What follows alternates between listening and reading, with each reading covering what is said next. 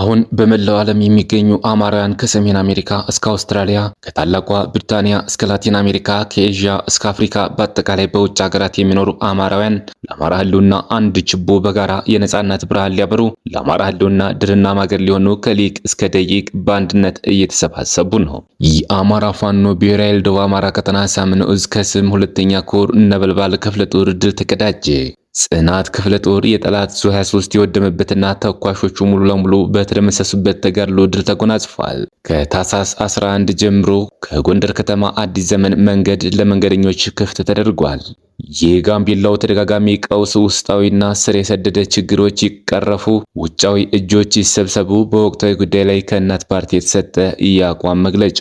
በአፋብኃ ቴዎድሮስ ዕዝ 105ኛ ኮር 44ኛ ክፍለ ጦር ቲሊሊ ከተማ ላይ በተፈጸመው የሞርተር ድብደባ ሎሌው አረጋ ከበደና ግብረ አበሮቹ የጀመሩትን ስብሰባ አቋርጠው ለጥቂት በመትረፍ ወደ እንጅባራ ፈርጥጠዋል። ወራትን ፈጅቶ የተገነባው ጠንካራ የተባለው ምሽግ በሰዓታት ውጊያ በፋኖ ተደረመሰ።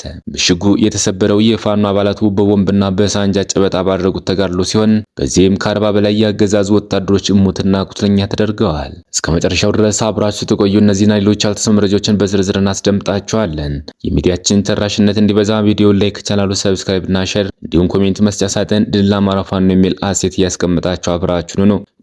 ወደ መረጃችን ገባን። አሁን ወይም መቼም ጊዜው አሁን ነው። የመላው የአማራ ዲያስፖራ ኢትዮጵያውያን ደጋፊዎች በበይነ መረብ የሚደረግ የአንድነት የውይይት ፎረም አሁን በመላው ዓለም የሚገኙ አማራውያን ከሰሜን አሜሪካ እስከ አውስትራሊያ፣ ከታላቋ ብሪታንያ እስከ ላቲን አሜሪካ፣ ከኤዥያ እስከ አፍሪካ በአጠቃላይ በውጭ ሀገራት የሚኖሩ አማራውያን ለአማራ ህልውና አንድ ችቦ በጋራ የነጻነት ብርሃን ሊያበሩ፣ ለአማራ ህልውና ድልና ማገር ሊሆኑ ከሊቅ እስከ ደቂቅ በአንድነት እየተሰባሰቡ ነው። ከአብራኩ ስለወጡበት ህዝባቸው ህልውና አንድ የመሆኛችን ጊዜ አሁን ነው ብሎ በአንድነት ሊወያዩ መሬት ላይ ያለው የህልውና ትግል እውን ይሆን ዘንድ በአንድነት ሊመክሩ ቆርጠው ተነስተዋል። የሐሳብ ልዩነቶች የዘመናዊነት መገለጫዎችና ጌጦች በመሆናቸው የሐሳብ ልዩነቶች መስተናገድ የሚችሉት መጀመሪያ አማራ የሚባለው ህዝብ ሲኖር መሆኑን በመረዳት በመላው ዓለም የሚኖሩ አማራና ሌሎች የትግሉ ደጋፊዎች በአንድነት የሚታገሉበት ጊዜ አሁን ነው ብለው መሬት ላይ በድሮን ህይወቱን የሚያጣውን ህዝባቸውን የመደገፊያ መንገዶች ሊወስኑ አቅጣጫም ሊያስቀምጡ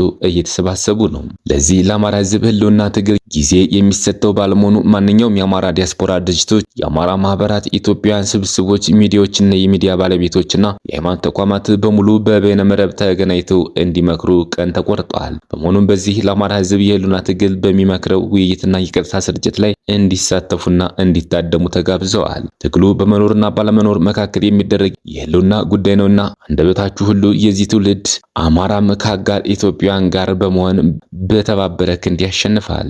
ጽናት ክፍለ ጦር የጠላት ዙ 23 የወደመበትና ተኳሾቹ ሙሉ ለሙሉ በተደመሰሱበት ተጋድሎ ድል ተጎናጸፉ።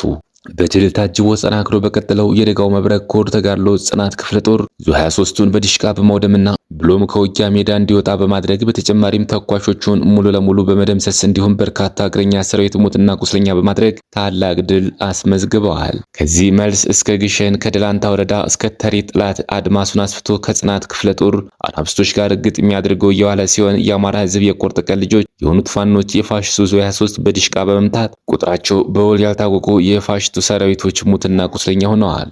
ከጽናት ክፍለ ጦር ያልጠበቀው ድብደባ የደረሰበት የጥቁር ፋሽስቱ ሰራዊቶች እግሬ አውጪኝ በማለት በሶስት አቅጣጫ ፈርጥቶ ወደ መጣበት የተመለሰ ሲሆን በተጋድለው ተተኳሽና የተለያዩ ሬሽን ሲማረክ ሬሽኖቹ የተመረዙ ሊሆኑ ስለሚችሉ በማለት ወዲያውኑ ጥቅም ላይ እንዳይውል ተደርጓል። የአማራ ፋኖ ብሔራዊ ኃይል ደቡብ አማራ ቀጠና ሳምንት ዕዝ ከስም ሁለተኛ ኮር ነበልባል ክፍለ ጦር ድል ተቀዳጀ።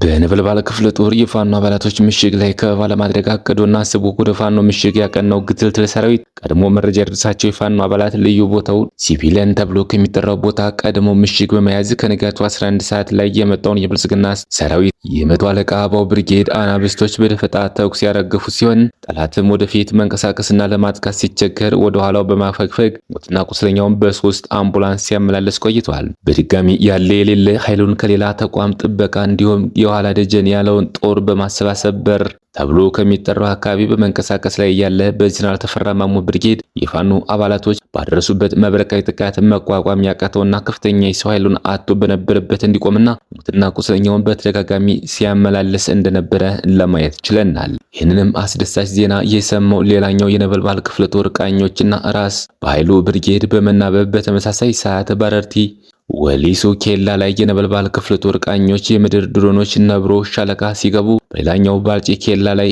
ራስ በኃይሉ ብርጌድ ሸማቂ ፋኖች በወሰዱበት ጥቃት ከፍተኛ ኪሳራና ጉዳት ያጋጠመው ሰራዊት አካባቢውን በድንጋጤ ሸሽቶ ቦታውን ለቆ ሙትና ቁስለኛውን ጥሎ ፈርጥቷል። ከዚህ በተጨማሪ ባልጪ ኬላ ላይ በተደረገበት ጥቃት ከፍተኛ ጥቃትና ጉዳት ያስተናገደው የብልጽግና ሰራዊት አመራር ጭምር የተመታበትና የሞተበት ሰራዊት በብስጭትና በደመ ነፍስ በሌላ አቅጣጫ ሸንኮራ ወንዝ ላይ ቢሞክርም የፋኖን መብረቃዊ ጥቃት መቋቋም ሲያቅተው ወደ መጣበት መመለሱን ከስፍራው የነበሩ እማኞች የነገሩን ሲሆን ይህንን ተከትሎ የብልጽግናው ወንበር አስጠባቂ አራዊት ሰራዊት ያሰበውን ሳይሆን ባላሰበው አቅጣጫ የውጊያ ስልቱን በመቀየር በነበልባል ክፍለ ጦር ሲቀጠቀጥ ቆይቶ በተቃራኒ ከባቢው ሰራዊት ከበባ ውስጥ ገብቶ ከፍተኛ ኪሳራ በማስተናገድ እንዲመለስ ማድረግ ተችሏል።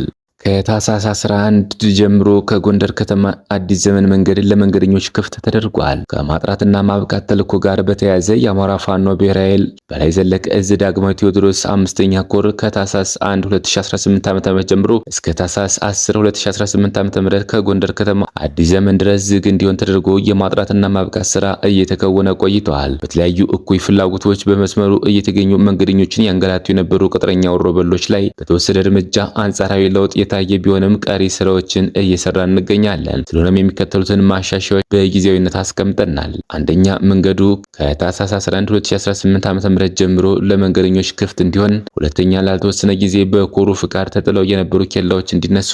ሶስተኛ፣ በኮሩ የበላይ አመራር ስምሪት ከተሰጠው አካል ውጭ ማንኛውም የታጠቀ አካል በመስመሩ 5 ኪሎ ሜትር ርቀት እንዳይገኝ ትዕዛዙን ተላልፎ በተገኘ ማንኛውም የታጠቀ አካል ላይ የማያዳግም እርምጃ እንዲወሰድ። አራተኛ፣ መንገደኞችና ማህበረሰቡ የተለመደውን ቀና ትብብር እንዲያደርግልን ሲል አፍባ በላይ ዘለቀ እዝ ዳግማዊ ቴዎድሮስ 5ኛ ኮር መልእክቱን አስተላልፈዋል። የጋምቤላው ተደጋጋሚ ቀውስ፣ ውስጣዊና ስር ሰደድ ችግሮች ይቀረፉ፣ ውጫዊ እጆች ይሰብሰቡ። በወቅታዊ ጉዳይ ላይ ከእናት ፓርቲ የተሰጠ የአቋም መግለጫ።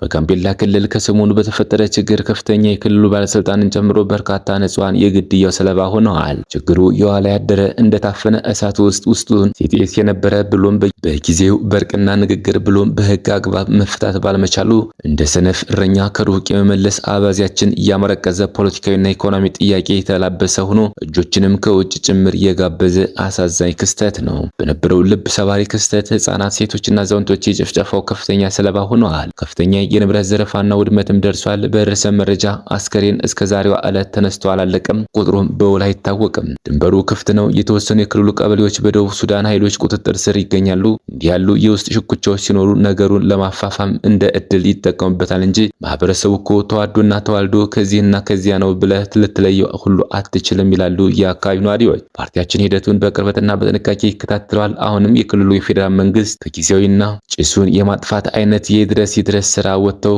ከሁሉም ቅድሚያ ሰጥተው እልቂቱን እንዲያስቆሙ፣ በማህበረሰብ መካከል ዘላቂ እርቅ እንዲፈጠር፣ ፍትሃዊ ተጠቃሚነት፣ ኢኮኖሚያዊና ፖለቲካዊ ጥያቄዎችን ጨክኖ ወደ መመለስ ፊታቸውን እንዲያዞሩ ብሎም ክፍት የሆኑም ድንበር ወደ ማስከበርና አባባሽ ምክንያቶች ወደ መቀነስ ላይ አበክረው እንዲሰሩ እናሳስባለን። በመጨረሻም በፓርቲያችን ስም ለሞቱት ወገኖቻችን ልባዊ ሐዘናችን እየገለጽ ለሟች ቤተሰቦችና ለአካባቢው ማህበረሰብ መጽናናትን እንመኛለን። ፈጣሪ አገራችንና ኢትዮጵያና ህዝቧን ይጠብቅ። እናት ፓርቲ። ወራትን ፈጅቶ የተገነባው ጠንካራ የተባለው ምሽግ በእሳታት ውጊያ በፋኖ ተደረመሰ። ምሽጉ የተሰበረው የፋኖ አባላቱ በቦምብና በሳንጃ ጨበጣ ባደረጉት ተጋድሎ ሲሆን በዚህም ከ40 በላይ ያገዛዙ ወታደሮች ሙትና ቁስለኛ ተደርገዋል። በአፍባሃ ምኒልክ ዕዝ ልጅ ኢያሱ ኮር 24ኛ ክፍለ ጦር የአምባሰል ወረዳ መቀመጫ በሆነችው ውጫሌ ከተማ ዙሪያ ትናንት ከማለዳው ጀምሮ ወደ ጠላት ምሽግ ዘልቀው በመግባት ቦምብና ሳንጃ ጭምር በመጠቀም ባደረጉት ከባድ ተጋድሎ እጅግ ጠንካራ የተባለ የጠላት ምሽግን በመስበር ድል መቀዳጀታቸውን ለማረጋገጥ ችሏል። ከከተማዋ በ2 እና 3 ኪሎ ሜትሮች ርቀት ቆንጥሮ ተብሎ በሚጠራው አካባቢ ላይ የሚገኘውን እጅግ ጠንካራ የተባለውን ያገዛዙ ወታደራዊ ምሽግ ትናንት ማለዳ ሰዓታትን ባልፈጀ ሁኔታ በፋኖ ቦምብ ድርምስምሱ የወጣ ሲሆን በዚህም ከ40 በላይ ያገዛዙ ወታደሮች ሙትና ቁስለኛ ተደርገዋል። በውጊያው ባገዛዙ ወታደሮች ላይ ከደረሰው ከባድ የሰብአዊና ሞራላዊ ኪሳራ በተጨማሪ በርካታ ጥቁር ክላሽንኮቭ መሳሪያ በፋኖ መማረኩን የታወቀው። በውጊያው ያገዛዙ ኃይሎች ከዙ 23 ጀምሮ ሞርተር እንዲሁም መድፍና ሌሎች ከባባድ የጦር መሳሪያዎችን የተጠቀሙት ቢሆንም ነገር ግን የፋኖን ጥቃት ሊከላከልላቸው አልቻለም።